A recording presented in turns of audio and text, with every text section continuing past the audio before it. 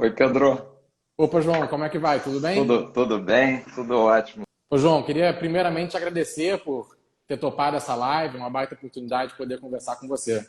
Que isso, o prazer é meu aí. Parabéns aí por ter saído, que a gente sempre fala, né? Sair da zona de conforto e a gente acaba sempre reclamando muito da política, mas o que a gente precisa para mudar a política é gente nova aí, novas ideias, né? Novas posturas e muito bom Sim. saber que você saiu aí da indignação, passou pelo processo seletivo do Novo Sim. lá, que procura ser rigoroso, né? Então, muito Aí legal é. tá contando aí, com você aí nessa batalha aí pra gente mudar o Brasil aí, começando na cidade, né? Que é o que é É, fundamental, porque é o lugar que a gente vive, né? Onde as coisas acontecem. Justamente, é onde as pessoas moram, né? Acaba que nós debatemos muito sempre a realidade nacional. Eu acho que o Rio de Janeiro tem ainda mais isso, talvez por já ter sido capital, acaba que a Globo está aqui, né? Favorece esse debate nacional. Mas é na cidade que as pessoas vivem, é onde tudo começa, é onde a pessoa vai reclamar da UPA que não está funcionando, que o filho está sem uma creche, que a rua está esburacada. Os problemas mais próximos das pessoas acontecem na cidade. É verdade. E isso até é uma das bandeiras do Novo, né, Pedro? Sempre foi, quer dizer, Sim, a gente sempre foi favorável a um pacto federativo que desse de fato poder aos estados e principalmente aos perfeito. municípios, né? A gente ainda tem muito poder Sim, concentrado em Brasília, né? E muitas vezes os prefeitos, vereadores ficam com aquela história meio de pires na mão, pedindo ajuda em Brasília, quando na sim. verdade o dinheiro já devia ficar aí. É, facilitaria todo o processo, né, de decisão, de Sim. como gastar, inclusive de fiscalização também, né? Com certeza, eu já estive uma vez no Congresso Nacional fazendo uma visita e tem aquela Frente Nacional dos Prefeitos que anualmente vai ao Congresso, né, pedir recursos e é assustador, assim, a quantidade, são realmente centenas, milhares de prefeitos que vão lá, como você bem disse, de pires na mão, me dá uma emenda aqui para poder manter a cidade funcionando. O Rio de Janeiro precisa muito de recursos da União e do governo estadual, mas ainda é uma cidade que tem uma realidade muito diferente, tem uma arrecadação própria muito forte, consegue se manter, mas o que a gente vê é que mais de 90% das cidades do Brasil dependem de recursos da União e dos estados para manter o mínimo funcionando, assim, a máquina administrativa, né? Não paga nem o executivo, nem o legislativo se não tiver os recursos, e é uma realidade muito ruim para o Brasil. Não, sem dúvida. Acho que a gente tem que mudar isso, mas é aquela história, né? E sempre que os políticos falam muito de um pacto federativo, fica muito no discurso apenas, porque esbarra novamente lá para colocar em prática, porque isso significa tirar poder centralizado de Uhum. Brasília e transferir para o resto, que é muito na nossa tese do novo, né? Que é tirar poder do Estado e devolver para o cidadão, né? Afinal de contas, Sim. a gente sempre bate nessa tecla que o cidadão, o indivíduo, é o melhor gestor do mundo. É fundamental a gente caminhar nessa direção, né? Não, com certeza. Até pelo lado do cidadão, você falou, na fiscalização, ela é muito mais fácil aqui na prefeitura, né? De você cobrar da realidade do prefeito do que cobrar no Congresso Nacional, cobrar Brasília. E, inclusive, acho a minha primeira pergunta que eu vou te fazer 4 anos atrás, o Novo começou exatamente por uma eleição municipal. Em poucas cidades, né, apenas 4, agora já vai participar, são mais de 30 prefeitos que estamos lançando, dezenas de cidades que o Novo vai participar. Mais uma vez, né, focando nas cidades, focando a expansão através dos municípios. Eu queria perguntar qual a sua opinião como fundador e ex-presidente do Novo, desse ciclo, né, o Novo começou nas eleições de 2016, passamos aí por um ciclo de uma eleição presidencial e agora voltamos. Qual o seu saldo aí desses 4 anos? Você vê que o Novo foi bem? Qual a sua Olha, impressão? primeiro é interessante isso, porque quando a gente começou a ideia de discutir o partido lá em 2009, 2010, o nosso objetivo primeiro era participar das eleições municipais. Esse era o foco, porque a gente entendia o seguinte: olha, a gente precisa ir do discurso para a prática. Então, na medida em que a gente conseguir atuar nos municípios e fazer uma boa gestão, vai consolidar a imagem do partido. Né? A gente vai fazer de fato a entrega. E aí começamos todo o projeto achando inocentemente que a gente conseguiria participar de 2012. Não sabíamos como era difícil coletar assinaturas, passar por toda essa burocracia, né, para a montagem do partido. E é como você disse bem, a gente acabou conseguiu o registro bem mais tarde, só em 2015, final de 2015, e participamos de 2016 numa decisão que era, bom, vamos colocar à prova algumas coisas importantes que a gente defende muito no Novo. É possível trazer gente nova e competente e séria para a política. 2, é possível ter competitividade sem usar dinheiro público. fazer campanha sem usar o dinheiro do cidadão, o dinheiro esse que deveria estar indo para outras coisas. Lembrando, até fazendo um parênteses, ontem a gente fez a devolução, o Novo fez a devolução, você deve ter visto aí, do dinheiro do fundo eleitoral, 35, 36 milhões de reais, né? Terceiro item importante, era fundamental também mostrar que dava para ser eleito e participar de campanhas sem necessariamente fazer aquele toma lá da cá das coligações. Óbvio que a gente não é que a gente é terminantemente contra a coligação, mas só faz sentido se você tiver um mínimo de alinhamento, né, de ideias, princípios e valores. Senão, não faz o menor sentido, fica só uma troca de tempo de televisão, como é a frequência que acontece entre os partidos, né? Feito tudo isso, a gente entrou aí nas 5 cidades, né? Conseguimos eleger em 4, quer dizer, Rio, São Paulo, Belo Horizonte e Porto Alegre, somente em Curitiba que a gente não elegeu. Então foi muito bom, porque foi gente nova que veio, cortou privilégios, cortou verba de gabinete, reduziu a quantidade de assessores de 20 em alguns lugares para 6, de 15 para 6, e mostrou que dá para fazer uma política séria, funcionando bem, entregando resultado, sem ter tido a tal da experiência política prévia, né? Sim. E com equipe reduzida, né? Então, isso foi muito bom. Aí veio 2018, né? Quando foi no final de 2016, a gente pensou muito sobre qual seria a estratégia para 2018. E o que a gente queria? Consolidar o nome do partido como instituição, fazer ele se tornar mais conhecido, sempre foi o nosso grande problema, né? Num cenário onde a gente não tinha políticos tradicionais, não tinha muito espaço na imprensa, como fazer o novo ser conhecido, as nossas ideias serem conhecidas, né? Até pela própria aversão que existe, via de regra, em relação à política, em relação a partidos políticos. E aí a estratégia foi, vamos ter uma candidatura à presidência, com esse objetivo de divulgar o partido, e precisamos fazer as reformas do Brasil.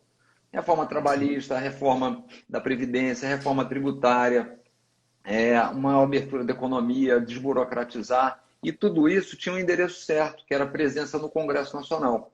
Então, a gente é o seguinte, a nossa prioridade é o quê? A divulgação do partido via uma candidatura presidencial e eleger uma bancada, especialmente a nível federal, para que a gente possa começar a colocar essas pautas que são tão importantes para a mudança que a gente quer no país, o modelo de Estado que a gente tem, né? Que é muito centralizador, muito ineficiente. Então, assim, feita essa estratégia, a gente foi colocar em campo novamente um dos grandes desafios, e aí é muito legal, quer dizer, ter pessoas como você vendo para a política, um dos grandes desafios é trazer quadros bons, trazer pessoas que saiam da iniciativa privada, que abram mão do seu emprego, do seu negócio, e venham se expor para a política, para representar o país. Então, esse é um dos grandes desafios. Esse acaba sendo o nosso principal gargalo, eu diria. Mas, assim, com tudo isso em conta, eu diria que o resultado de 18 foi muito bom, foi acima das expectativas, porque na candidatura presidencial eu acabei conseguindo ficar à frente de políticos tradicionais, mesmo não tendo conseguido sendo convidado para nenhum debate, né, na televisão. Elegemos o governador Zema, elegemos 8 deputados federais, né? Então uma bancada grande também de deputados estaduais, então acho que foi muito bom. Agora, aquela história que assim, a gente sempre fala, e é sempre uma preocupação que eu, como fundador do partido, sempre tenho, que é o seguinte, a cada etapa que você vence, a cada conquista, os desafios ficam maiores, né?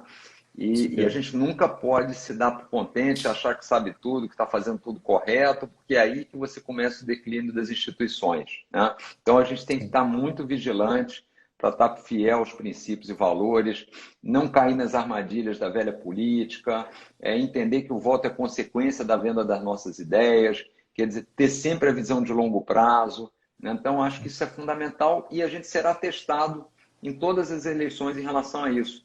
Porque, infelizmente, a dinâmica da política ainda é privilegiar o curto prazo, né? Privilegiar os resultados imediatos, privilegiar as agendas pessoais, né? A gente está vendo agora coisas que incomodam, como um ataque à Lava Jato, coisas desse tipo, né? Falta de transparência no governo federal, uma prática muito diferente do discurso de campanha. Então, assim, eu acho que o desempenho do Novo foi muito bom, agora a responsabilidade com a instituição, com as mudanças que a gente quer para o Brasil, só crescem, né? À medida que a gente vai evoluindo.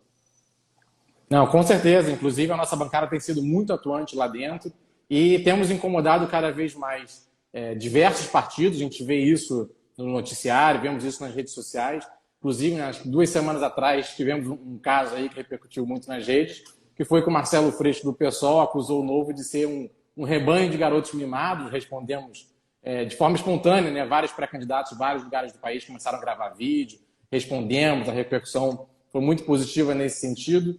E eu ia te perguntar, fazendo inclusive uma relação com isso. O Novo, na sua primeira eleição em 2018, na sua primeira eleição federal, elegeu a bancada de 8 federais, elegemos um governador em Minas, vários estaduais, e temos muito forte essa bandeira da ética, da transparência, e vemos que isso incomoda não só a política tradicional, como o próprio PSOL, que se colocava, né, com esse monopólio da virtude. E ia perguntar se você vê que esses ataques recentes se dão em função disso, de nós estarmos não só avançando do ponto de vista ideológico, nossas ideias entrarem no debate, mas também por marcarmos uma posição tão forte do lado da ética, da transparência, a favor da Lava Jato. E como você vê esse incômodo, né, que nós causamos e os ataques que sofremos? Não, eu acho que esse incômodo existe, até porque acho que uma característica forte do Novo e dos nossos mandatários, que a gente sempre busca, é a coerência, né, entre o discurso e a prática. E essa turma da esquerda, especialmente o pessoal da vida, sempre foram muito acostumados de fazerem a defesa, um discurso de defesa do cidadão. Só que na prática não é isso que acontece. Quando, por exemplo, eles vão e votam contra um novo marco do saneamento básico, e a gente tem 100 milhões de pessoas sem esgoto nas suas residências, 35 milhões sem água tratada, e eles querem impedir que você tenha um novo marco de saneamento que traga investimentos da iniciativa privada, você vê que o que eles estão fazendo, a última coisa que eles estão fazendo é protegendo o trabalhador, protegendo o cidadão, pelo contrário, né? Então eles sempre usaram esse monopólio e atacavam os outros partidos em função de esquemas de corrupção, de desvios, da falta de coerência, de mau uso do dinheiro público. Quando eles se defrontam com um partido como o Novo, que vai economizar 150 milhões de reais dos nossos mandatários ao longo dos seus mandatos, só de economia de verbas de gabinete, assessores, que não usa dinheiro público para as campanhas, que argumento sobra? Não sobra nenhum argumento. Aí o que sobra é inventar essas histórias. O Novo é um partido de empresário. Se você for olhar os fundadores do Novo, não tem nenhum grande empresário entre os fundadores do Novo, né? Nunca houve isso. Pelo contrário, era gente comum, eram 35 profissões diferentes, gente que estava indignada com a política. Falou, bom, a gente precisa fazer alguma coisa, precisamos reagir, né? Quando a gente vai, acho que esse vídeo que foi feito pela nossa turma mostra muito isso, são pessoas comuns que disseram o seguinte, eu vou entrar para a política, eu vou me expor. Muita gente jovem, né? A gente vê a bancada toda do Novo, tanto a nível estadual quanto a nível federal, uma média de idade ainda baixa, quer dizer, a turma jovem mesmo, que resolveu enveredar pela vida pública para fazer um trabalho pela coletividade e não por uma agenda pessoal. Então, acho que o que vai sobrar vão ser os ataques que não têm base nenhuma, né? Que não tem nenhuma relação com a verdade, porque vai ser difícil atacar o partido, né? Então, acho que isso nos dá força para emplacar, de fato, uma agenda, que é o que a gente acredita, uma agenda mais liberal, que tem um único objetivo, melhorar a vida do cidadão, né? Isso serve para o nível federal, para o nível estadual e também para o municipal, né? Quantas coisas a gente vê que a prefeitura se mete ou interfere, que acaba prejudicando a liberdade, a decisão, até a geração de renda, né? Muita burocracia por parte do cidadão, né? E uma coisa interessante é que o modelo que é feito no Brasil, essa liberdade, essa restrição de liberdade, essa burocracia, essa carga tributária mais complexa, ela bate direto e impacta muito mais o pequeno empresário, aquele que mais precisa, do que o grande. O grande se estrutura, convive bem com essa dinâmica, acaba tendo um mercado muito mais fechado, com muito mais concorrência, né? Enquanto o pequeno não consegue crescer, não consegue ter oportunidade, né? Então, é por isso que essa dinâmica precisa ser alterada, né? Não, perfeito. Outro dia eu estava numa live também, fazendo uma defesa do Novo e me apresentando, e levantaram essa bola. Pedro, o Novo é muito criticado porque está sempre em defesa de banqueiros, sempre defende os grandes empresários. Qual parte do Novo, quais propostas do Novo você acha que ajudam o cidadão lá na ponta? Aí eu falei, qual você acha que não ajuda o cidadão na ponta? A defesa da reforma administrativa ajuda diretamente, a reforma tributária, marco legal do saneamento, como você pontuou muito bem. Se a gente for pegar a classe alta do Rio de Janeiro, do São Paulo, não falta água nem saneamento.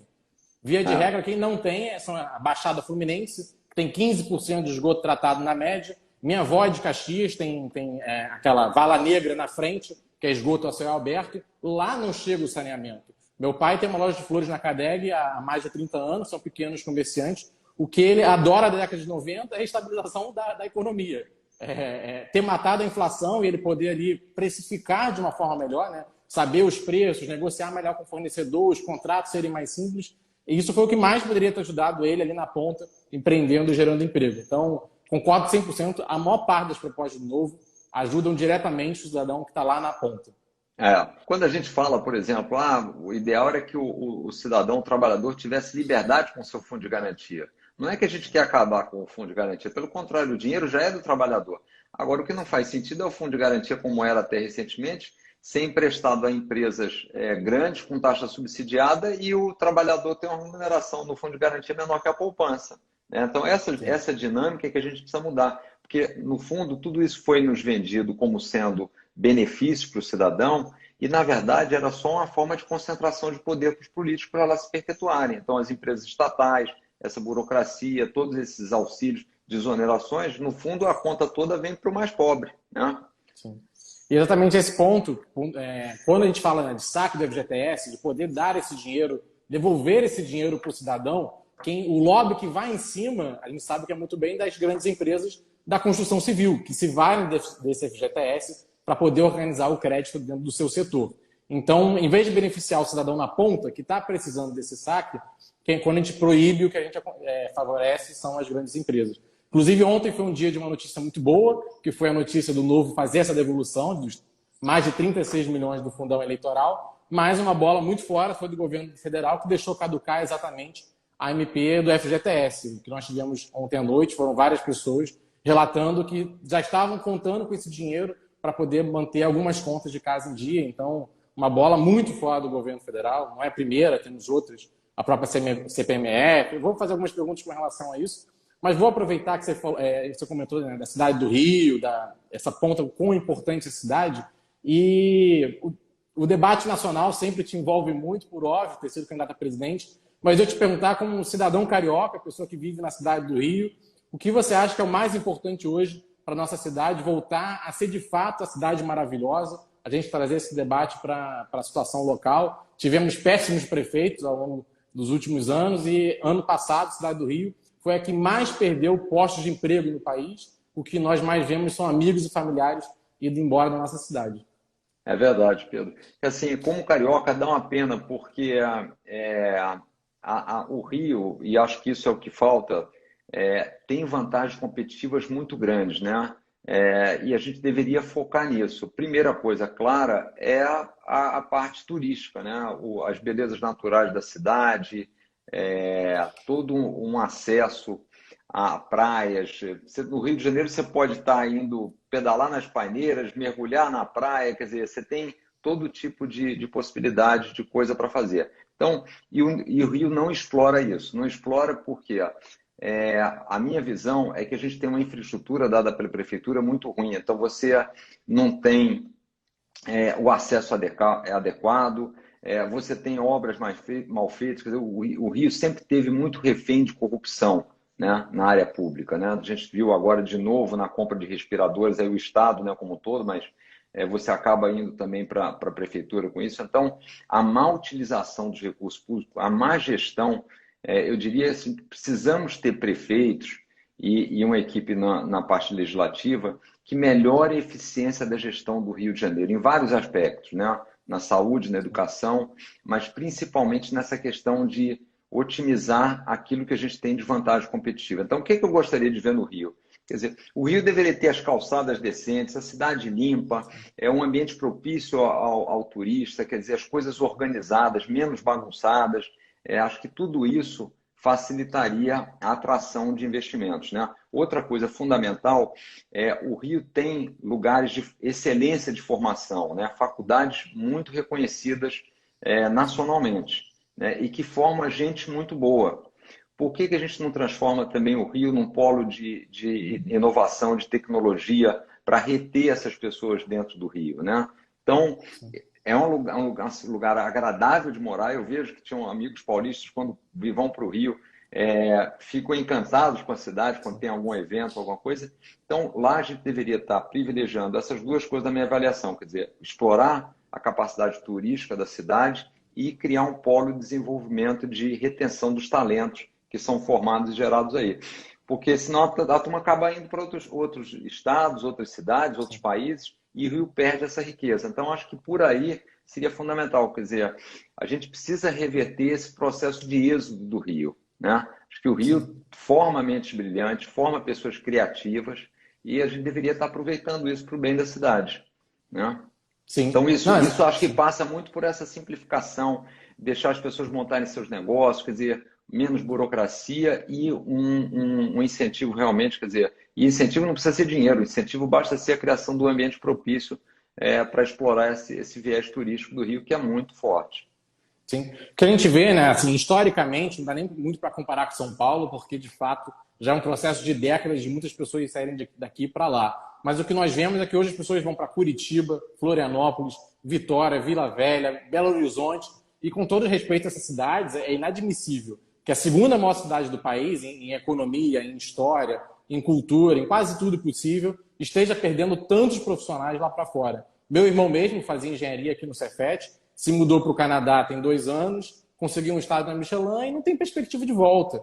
E esse custo, né, que é quase que imprecificável. Qual é o custo de você não conviver mais com um familiar e com um amigo? Eu acho que a prioridade número 1 do Rio tem que ser reverter esse processo. E aqui do nosso lado, o Espírito Santo, hoje está levando o e-commerce do Rio de Janeiro. Empresas de tecnologia estão preferindo se instalar em Vitória e Vila Velha do que no Rio. E aí, Pedro, a gente acaba criando esse círculo vicioso, né? Você não cria emprego, não cria oportunidades, não retém os bons quadros vão embora, com isso você perde inovação, você perde a capacidade de gerar renda e vai se retroalimentando essa situação muito ruim. Então, a gente precisa fazer um corte e reverter isso, quer dizer, e aí, necessariamente, infelizmente, pelo tamanho da participação do Estado na economia, do Estado na vida das pessoas, essa mudança passa pelo viés político, né? Passa por a gente ter uma Assembleia Fiscalizadora que pare de criar leis desnecessárias, que simplifique a vida do cidadão, passa por a gente ter um prefeito que estabeleça metas e não vá fazer política a nível nacional, mas se dedique à sua cidade, seja eficiente, tenha coragem de transferir para a iniciativa privada algumas atividades que não são inerentes ao município, que não precisam ter, podem ser mais bem feitas, quer dizer, incentivar a concorrência, né? Então, criar todo esse tipo de condição é determinante para a gente dar essa virada. Agora, eu como carioca, e sempre gostei do Rio, morei um tempo em São Paulo, mas ia todo final de semana quase para o Rio, sempre que podia, pegava o carro e ia. A gente precisa disso, porque o Rio tem um potencial muito grande para ser uma cidade de destaque no mundo, né? Sim. E o Rio é a vitrine do Brasil lá fora. A gente vê filmes, séries. A marca mais forte que existe é a sigla Rio. Isso é presente no todo, na TV até tem filme, referências, personagens. É mais do que São Paulo, inclusive. Então, a recuperação do Rio beneficia o próprio Brasil, enquanto visibilidade lá fora. Quando um estrangeiro, um gringo, toma uma facada na praia de Copacabana, é a imagem do Brasil que se deteriora. Não é só a cidade que perde também. E aproveitando aí, o que você imagina, assim, o que dentro da sua visão, queria voltar um pouco dessa pergunta que você me fez também. Claro. Dentro da sua visão, o que você acha que seriam atividades fundamentais assim no Rio logo para... Quais são os maiores problemas, talvez, colocando de outra forma, que a gente hoje enfrenta aí na cidade? Sim. Não, eu concordo com você 100% de que nenhuma outra cidade no Brasil tem tantos polos acadêmicos como o Rio de Janeiro. A gente pode falar aí tranquilamente de 5 universidades públicas, o FRJ, o UERJ, Unirio, o Cefet e a própria FRJ, e de privadas também, a PUC, onde eu estudei, FGV e BMEC, tirando outras, assim, pegando realmente só as grandes. Então, a mão de obra qualificada que o Rio de Janeiro tem a oferecer, ela não pode ser uma commodity que nós exportamos. Ela tem que ser retida aqui. Eu acho que a página da industrialização ela é muito difícil do Rio de Janeiro voltar vamos recuperar grandes indústrias pesadas para o Rio de Janeiro para competir com São Paulo, Santa Catarina, Paraná. Para a cidade do Rio de Janeiro, eu acho isso muito difícil. Acho que para o estado, se a gente vai para Macaé, para Rio das Ostras, onde você tem um óleo, gás, um petróleo muito forte, faz sentido. Mas a cidade do Rio ela tem que focar em audiovisual e tecnologia. Por muito. Assim, em mercado financeiro, advocacia, que hoje está mudando muito, eu sou advogado, boa parte dos amigos estão indo para São Paulo porque o mercado financeiro foi na década de 90. Eu diria que essa década o que a gente está perdendo são os grandes escritórios de advocacia. Essa mão de obra muito qualificada, ela tem que ficar no Rio de Janeiro. E aí passa por uma melhoria na segurança. O prefeito não tem muito o que fazer, mas também não pode lavar as mãos. O próprio Novo e o Fred Luz, nosso pré-candidato, levanta muito a bola. Diz que a Guarda Municipal tem sim que ter um papel atuante nisso, complementando a Polícia Militar. A gente pode debater aqui o investimento, inclusive, de armar uma parte da Guarda, mas, no mínimo, um papel de inteligência, de integração de câmeras, de mapeamento de zona vermelha, né, onde você tem muitos crimes. Então, a Guarda Municipal tem que atuar. A gente tem que aproveitar o ano que vem, o Rio de Janeiro, de 10 em 10 anos, ele rever o seu plano diretor.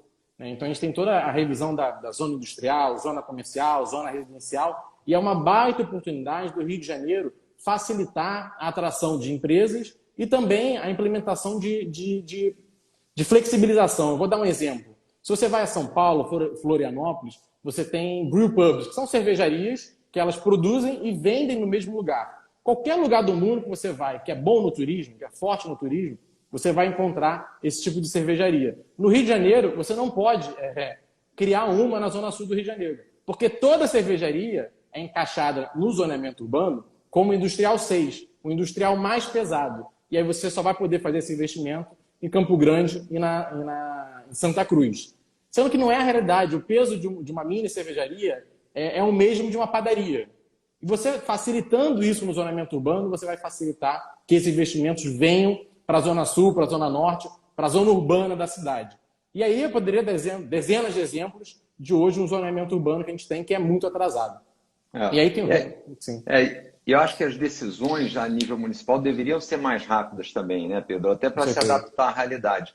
Eu tenho visto nos Estados Unidos um movimento que é de utilização de espaços de calçada e rua para montagem pelos restaurantes de mesas para o atendimento. Será que é uma coisa que a gente não deveria já estar fazendo no Rio, quer dizer, permitindo aos restaurantes que durante todo esse período de Covid, que ainda deve durar algum tempo, avançasse um pouco ou separar zonas e áreas, que você pudesse bloquear talvez um pedaço das ruas e permitir que eles fizessem toda a colocação de mesas fora e aí começar a reativar um segmento que está sofrendo muito com segurança para o cidadão. Quer dizer, esse tipo de medida deveria ser feita rapidamente, ter essas atitudes, né? Para que a gente realmente possa dar liberdade ao empreendedor. Lembrando que o Rio tem ainda uma quantidade muito grande de favelas, só que nas favelas você encontra um perfil de pessoas muito empreendedoras, porque elas têm que se virar no dia a dia. Então, dá a possibilidade dessas pessoas montarem os seus negócios sem tantas exigências, sem tanta restrição, sem tanta burocracia, também facilitariam a geração de renda aí fundamental para a gente reduzir a pobreza, né? Total, a gente viu a aprovação da Lei da Liberdade Econômica, mas ela depende, né, da inclusão que os municípios aceitem enquanto validade, né? Então, a Lei da Liberdade Econômica, ela dispensa ali mais de 200 atividades de baixo e baixíssimo risco da necessidade de alvará. Então, se você vai abrir uma empresa de comunicação, uma assessoria de marketing, algo do gênero, você não precisa de um alvará, não existe o menor risco envolvido na sua atividade. Isso acontece para dezenas de atividades, mas infelizmente o Rio de Janeiro ele não incorporou a Lei da Liberdade Econômica e nós ainda exigimos alvará, ainda que ele seja automatizado, que a prefeitura tenha avançado nisso. Para algumas atividades você não precisa de alvará, essa é a grande realidade. E para outras você pode automatizar. Então, por exemplo, um pedido de eu quero abrir uma loja de roupa na Dias Ferreira, eu quero abrir uma loja de roupa na Dias da Cruz, no Meier. São ruas que, historicamente, elas têm lojas e elas têm restaurantes. Se você está pedindo o KNAI, né, que é esse dispositivo, se você está pedindo algo que sempre é aberto naquela rua, eu não preciso avaliar. Automaticamente deferido, não tem porquê. Então, o que a gente precisa é desse tipo de automatização na cidade do Rio de Janeiro para favorecer. Só que ano passado, a nossa Câmara de Vereadores, por exemplo, ela reviu o Código de Vigilância Sanitária da cidade do Rio, em tese para modernizar. Só que agora, se você quiser abrir uma livraria em shopping, você precisa de alvará sanitário. Eu não consigo imaginar a razão disso. Não era necessário antes, agora é. Então não está facilitando a vida. É impressionante. Agora, acho que tem um ponto importante aí que a gente, sem querer ser chato, mas sempre tem que dar cutucada, né? Que tudo isso são decisões da área pública, né? E a gente não pode esquecer que quem está colocando os representantes lá somos nós. Ou quem está ou porque a gente escolhe mal, ou porque a gente não participa do processo. Então, acho muito importante que eu como carioca, sofri sempre bastante pelas nossas escolhas, tanto do nível municipal quanto no nível estadual.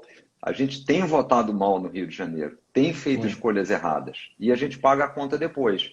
Então, é muito importante, quer dizer, a gente ter a consciência agora, nas próximas eleições, de procurar conhecer o candidato, de procurar o histórico, o que ele fez, o que ele está se propondo a fazer, o discurso dele bate com o que ele tem feito, porque muitas vezes tem essa incoerência, né? As pessoas falam somente aquilo que agrada e não o que elas vão fazer. Então, acho que esse voto mais consciente é determinante para a gente mudar isso, né? Eu sempre falo que a gente não pode escolher só o melhor candidato, tem que escolher o melhor mandatário, né? Então, acho que é fundamental agora, nós como cariocas, né, que sofremos todos, todas essas gestões aí, e basta ver quantos governadores do estado tem presos no Rio de Janeiro, né? Então, a gente tem que estar atento a isso para fazer escolhas adequadas, né? E aí eu acho muito importante essa bandeira do novo. Quer dizer, a primeira coisa e aí, você está cuidando do meu dinheiro? Como é que você usa o meu dinheiro? Quer dizer, por isso que quando a gente fala no novo, de cortar privilégios, benefício, reduzir verba de gabinete, isso é a primeira demonstração que, como servidor público, as pessoas do novo estão preocupadas com o dinheiro do pagador de impostos, o dinheiro do cidadão. Quando a gente não está usando o dinheiro público em campanha e está devolvendo, é a mesma mensagem. Isso é fundamental, porque se nem isso a pessoa consegue fazer, consegue se comprometer, qual vai ser a preocupação dela depois no dia a dia com os impostos que a gente paga, né?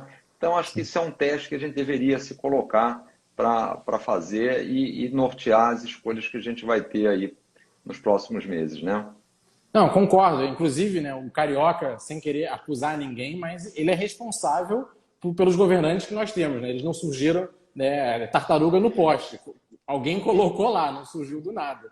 Então, e são governantes que agora estão presos. É a prova de que escolhas muito ruins foram feitas. E muitas vezes, quando eu estou conversando com amigos, apresentando a pré-candidatura, debatendo ideias, a pessoa fala: Pedro, pode deixar, estou na torcida por você. Eu falo: bom, então já comecei muito mal, porque estar na torcida, agradeço, acho excelente, mas precisamos que não só as pessoas saiam da indignação para a ação, no sentido de se candidatar, de querer ir para a urna, de querer colocar a cara, mas que também os apoiadores saiam da indignação para a ação e não só torçam do sofá, mas que peguem panfletos, que compartilhem nas redes sociais, que realmente espalhem essa mensagem. Porque o Novo abriu mão do fundo eleitoral, mas ele continua existindo. O que nós vamos ter nas urnas esse ano, e provavelmente nas próximas, e muito infelizmente, são vários outros candidatos usando o fundo eleitoral e, com isso, tendo muitos recursos.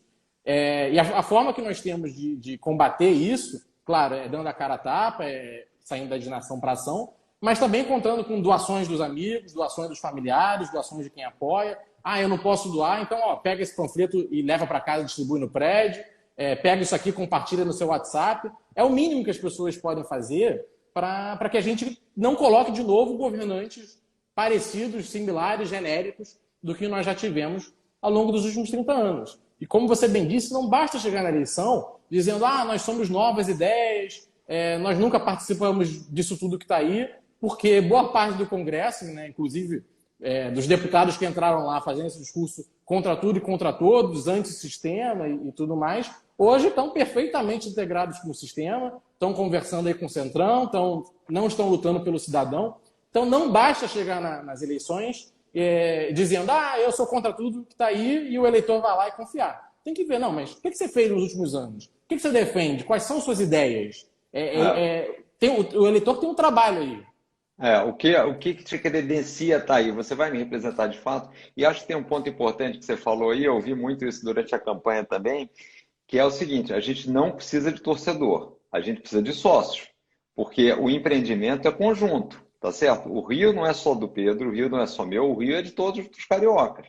Então, se as pessoas adotarem a postura de torcedor apenas, elas vão aplaudir, vão gritar, mas assim, parece que o resultado não interfere na vida delas. Quando você torce para um time, o resultado não interfere na sua vida. O time que vai ganhar ou perder. Numa eleição, o resultado interfere e muito na nossa vida. Então, a postura de torcedor não existe. A postura que tem que ser é de sócio, porque as consequências trará impacto para todos, né? Então, acho que isso tem que ficar muito claro e só assim é que a gente vai conseguir, como partido, crescer de forma mais rápida, né? Se as pessoas se conscientizarem que elas têm que estar junto como sócias de fato, né? E é o que você falou, contribuindo da forma que podem. Pode doar dinheiro e não tem tempo, faz uma doação. Aliás, eu sei que você tem sido um destaque aí na vaquinha eleitoral aí, né? Agradeço. Mas assim, é isso. Pode, o sujeito não tem dinheiro, mas tem tempo, ajuda na panfletagem, ajuda na divulgação das ideias, mas assim, porque aquilo ele não está ajudando ao candidato do Novo, ele está ajudando a ele a morar numa cidade melhor. Acho que esse que é o conceito que tem que ficar claro, né? Não, perfeito. Inclusive da vaquinha, agradeço. Até agora, pelo que foi noticiado, pelo que a gente acompanha, é a maior do Brasil em arrecadação. Muito porque eu sempre faço esse discurso. Quando eu falo com meus amigos, a pessoa fala, eu estou na torcida. Eu falo, não, olha, estar só na torcida não resolve. E aí eu faço esse discurso. Exatamente. Ontem mesmo foi muito bacana, porque eu sempre pontuo, é um dos valores do Novo, eu mando o site, falo, olha, nós não vamos usar o fundo eleitoral, nem fundo partidário, nem para manter o partido, nem nas candidaturas. Então, se você não ajudar, assim, não vem ajuda de lugar nenhum. O caminho é esse, são vocês ajudarem. E ontem, quando o Novo fez a devolução do TSE, eu mandei para a ampla maioria dos que doaram, soltei no WhatsApp, liguei para alguns, falando, olha só, viu, aquilo que eu disse é uma grande verdade, abrimos mão hoje. Então, muito obrigado por você que já doou e quem não doou, por favor, doe, porque temos aí uma campanha para botar de pé que invariavelmente tem custos. O Novo, ele reduz muito os custos da campanha, porque sabemos usar a internet, porque ideias se espalham muito mais fácil, as pessoas acreditam genuinamente no que nós defendemos e espalham para os amigos, tudo isso reduz o custo da campanha. Mas ainda assim, os custos não somem, eles existem. Se nós formos olhar os eleitos do Novo, tem um gasto muito abaixo da média, muito, muito mesmo, mas ainda assim um gasto razoável. Então os gastos existem e precisamos das pessoas ajudando diretamente para que a gente possa mudar a política. Não, e na medida que a pessoa contribui, independente do valor, né, Pedro, ela se torna sócia daquilo. Efetivamente, ela está com você, ela quer acompanhar, quer ver evolução, vai propagandear, ela quer que aquilo dê certo. E isso é fundamental, né?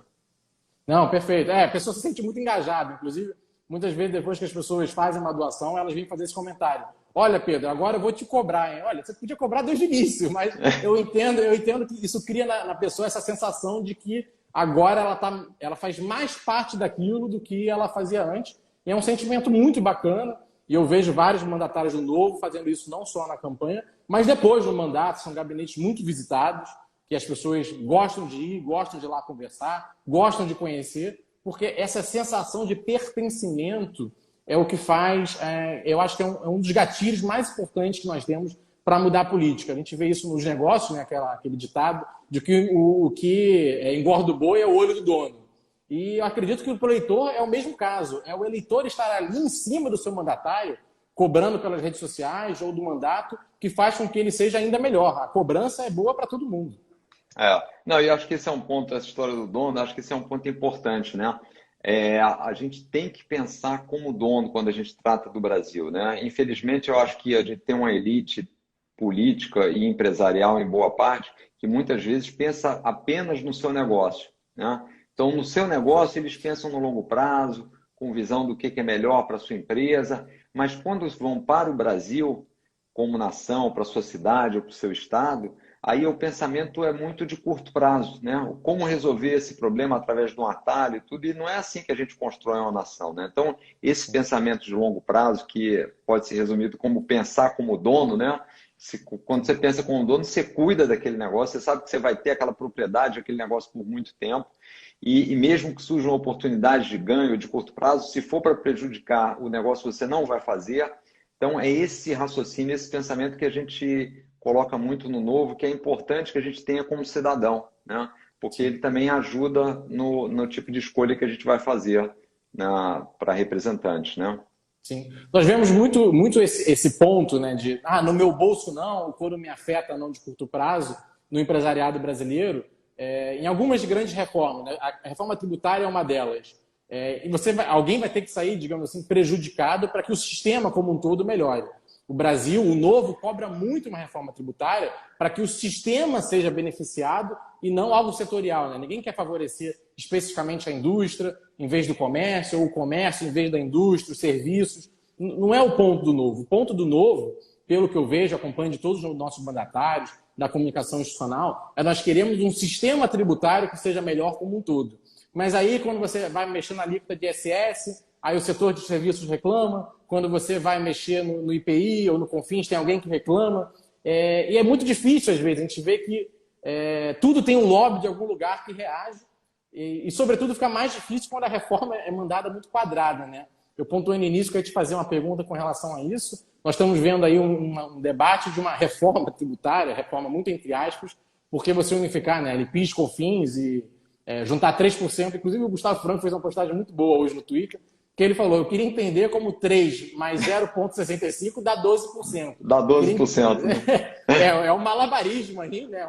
E ainda dizer que não vai ter aumento da carga tributária. Essa conta não fecha de jeito nenhum. Mas a gente vê essa dificuldade quando vai fazer uma reforma tributária de larga escala, como a que Bernardo Api vem defendendo, porque são muitos setores que são afetados. Então, eu queria perguntar a sua opinião com relação a essa reforma tributária, né, que está sendo debatida agora, enviada ao Congresso Nacional, sobre a CPMF, e qual é a reforma tributária que você acha que beneficiaria o sistema como um todo? Tá. Bom, primeiro, eu gosto muito da ideia do Bernardo Api, de juntar os 5 tributos num só e simplificar as alíquotas, né? Simplificar para uma coisa só. Quer dizer, é impressionante no Brasil, eu estava lendo outro dia, eu não sabia, o IPI é diferente numa máquina de lavar roupa dependendo de quantos quilos a máquina lava. Então, se lava 10 quilos é uma alíquota, se lava 4 quilos é outra alíquota. Quer dizer, isso é um negócio terrível. Outro dia também um advogado conhecido meu me disse que uma empresa multinacional de sorvete deixou de montar a fábrica aqui no Brasil porque não sabia se seria taxada com base no xarope que congelado virava sorvete ou se no sorvete. Aí ele perguntou, bom, mas depois de 6 anos pode ser que eu tenha uma pendência fiscal gigantesca. E os advogados disseram, sim, você pode ter isso. Eu falei, então não vou para o Brasil, vou para outro partido. Né? Então, isso significa menos produto para o consumidor, menos emprego, menos investimento. Então, primeira coisa, é ter uma reforma que simplifique, que dê produtividade. O Brasil perde muito tempo para calcular tributos, isso significa perda de produtividade, custos mais elevados, né? Então, isso é a primeira coisa. Segundo, CPMF é o pior imposto que tem, é um imposto que é cumulativo, ele prejudica todo o planejamento, toda a eficiência, né? Hoje, no mundo moderno, tudo que você quer é se especializar em determinados segmentos da produção. O que ele faz é incentivar a verticalização, que é o contrário do que a gente precisa para ter eficiência. É um imposto que não é cobrado em quase nenhum lugar do mundo, né? Então, é um imposto muito ruim, não incide sobre renda, incide sobre qualquer tipo de transação, então sou totalmente contra isso.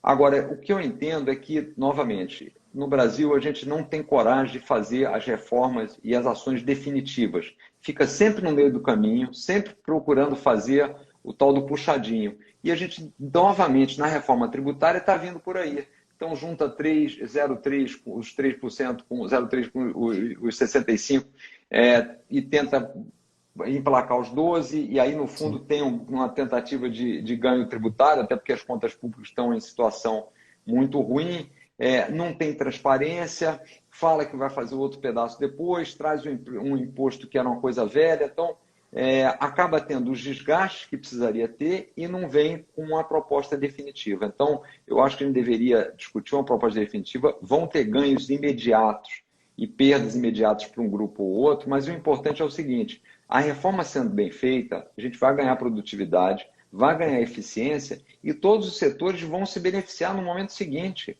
É óbvio que isso acontece, né? Então, eu acho que uma reforma deveria simplificar os impostos e também a gente eliminar o máximo que puder de exonerações para setores específicos. Esses benefícios só fazem aumentar o lobby, criam um ambiente propício à corrupção, distorcem a economia, distorcem os produtos, né? Então, a gente deveria acabar com essas isenções fiscais, dar tratamento igual. Benefício você não deve dar para grupos, benefício você deve dar para quem precisa. Então, está sobrando dinheiro, vamos complementar o Bolsa Família, vamos fazer uma renda mínima que seja necessária, mas não ficar o setor, vou dar um ganho setorial para o setor automobilístico, vou dar um ganho para o setor tal. Isso não faz o menor sentido, né? Então, é por aí que eu acho que o governo deveria seguir, inclusive até porque o governo se diz liberal, sempre fez esse discurso, essa deveria ser a prática, né? E não aumentar a carga tributária e vir com um imposto onde o maior mérito do CPMF é que a arrecadação é simples, né? É mais fácil, Sim. quer dizer, é muito ruim esse desenho. Exatamente. Toda a bancarização que todos os países sonham, né, inclusive o próprio Brasil, aumentar a população bancarizada que usa de transações digitais, você desestimula com a CPMF porque ela vai exatamente em cima das transações digitais. E pior, não tem fator gerador, né, que é uma questão que a gente debate muito no direito tributário, que é uma questão de justiça. Né? Para você tributar, tem que ter um ganho. Né? Então, quando você tem dividendos em alguns países, ou quando você tem um ganho, né, no IVA, né, a cada fase da produção, aquilo vai ganhando valor. Como ganhou o valor, eu tributo uma parte. Mas qual é o fator gerador de eu transferir R$ 200 para alguém? Nenhum. E pelo contrário, né, Pedro, você vai só aumentar a economia informal. Sim. Que era justamente o que a gente é levado pelo excesso de tributação, excesso de burocracia que o Estado cria. Então, de novo, o mercado acaba buscando na informalidade a busca de alguma eficiência para poder sobreviver frente a todos os empecilhos que o Estado, que deveria ajudar o cidadão, cria. Né? Então, é um negócio surreal, né? É, coisa de doido. Agora, eu gostei muito um ponto que você levantou, que é esse de nós fazermos políticas públicas focalizadas em quem mais precisa. Né? Então, em vez de ajudarmos setores como um todo, nós precisamos ajudar as pessoas que estão na miséria, que são as pessoas mais pobres, né, da pirâmide, a base da pirâmide. E agora a gente tem essa discussão muito grande com relação a transformar a renda emergencial em uma renda universal, uma expansão do Bolsa Família.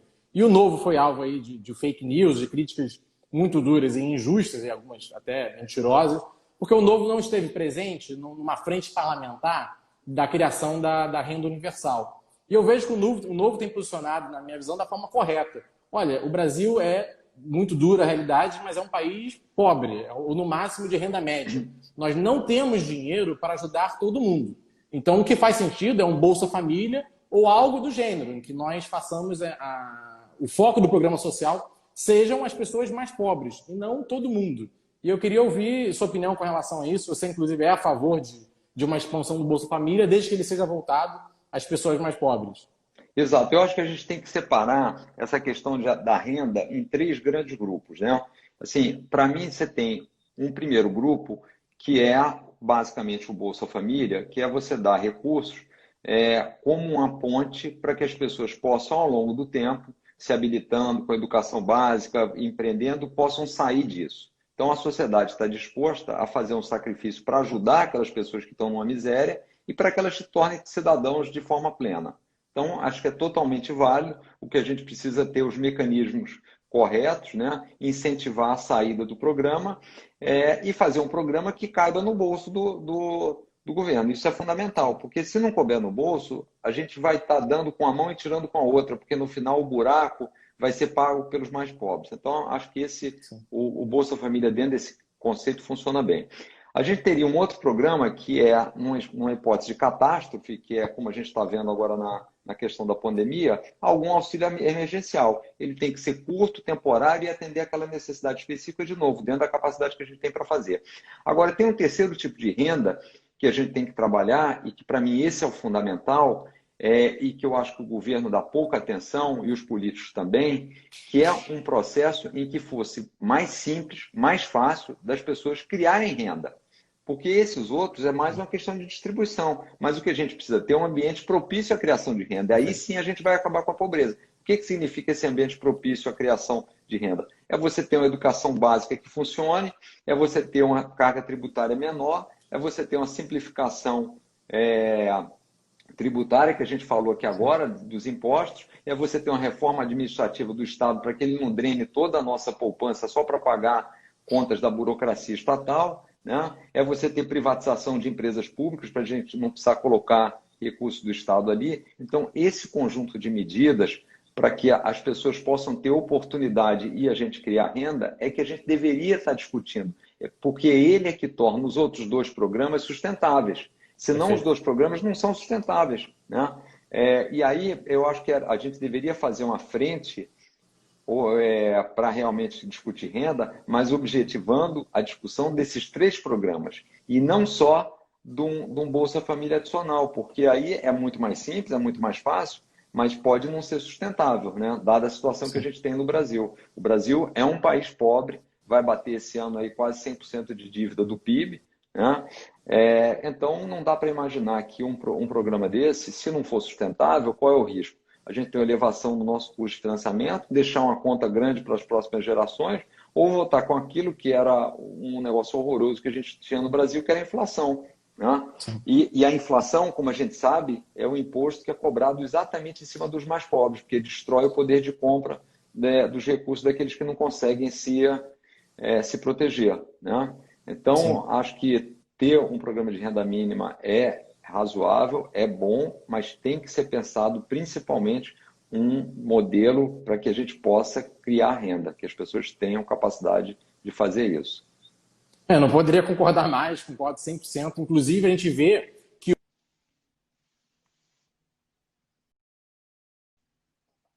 a gente vê essa discussão com relação ao uso da renda emergencial, né? Isso está crescendo, e ao mesmo tempo a gente vê um debate de flexibilização da PEC do teto dos gastos, o que é inadmissível na minha visão. A gente não pode, de forma alguma, o caminho não é expandir o orçamento. A gente precisa, claro, mudar a prioridade do orçamento. Então, se nós discutíssemos uma reforma administrativa que vai economizar dinheiro, e esse dinheiro nós fôssemos encaminhar para um Bolsa Família, para um programa social focalizado, eu concordaria 100%. Mas o que eu fico assustado é que nós passamos já 5 meses de pandemia por volta disso e não tivemos minimamente nenhuma reforma administrativa permanente nem temporária no sentido de redução de salários. O funcionário público que ganha mais de 10 mil, nós não conseguimos de forma alguma debater se ele deveria ou não ter um corte de 10, 15, 20% no seu salário. O Novo chegou a levantar essa bola, mas infelizmente esse debate ele é muito travado, você não consegue avançar minimamente nele. E o que eu ia te perguntar, João, é por que, inclusive você que tem mais tempo de vida do que eu, acompanha esse corporativismo brasileiro há mais tempo, por que é tão difícil o Brasil mexer no corporativismo no sentido do poder público? Seja pelo lado dos privilégios, seja pelo lado disso, de salários altos, estabilidade, benefícios. Por que a gente não consegue mexer nisso? Assim, só para dar dois exemplos, são básicos, mas assim, a gente falou da devolução ontem do novo, do dinheiro do fundo eleitoral, só para não esquecer, o fundo eleitoral são 2 bilhões de reais. O Congresso Nacional custa 29 milhões de reais por dia, o que dá 10 bilhões de reais por ano. Será que não tem espaço para reduzir isso? Será que no momento de pandemia que as empresas estão reduzindo os salários, reduzindo as suas folhas, sendo mais eficientes, não daria na área pública a gente está fazendo a mesma coisa?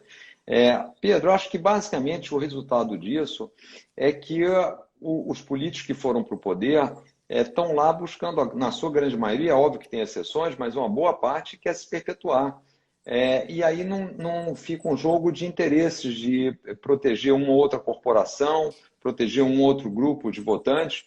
Na democracia isso é uma característica, né? Os que se sentem prejudicados, mas a maioria que na verdade se beneficia daqueles benefícios, daquela vantagem, são os que mais gritam, né? A população, a grande maioria, é silenciosa nesse processo, né?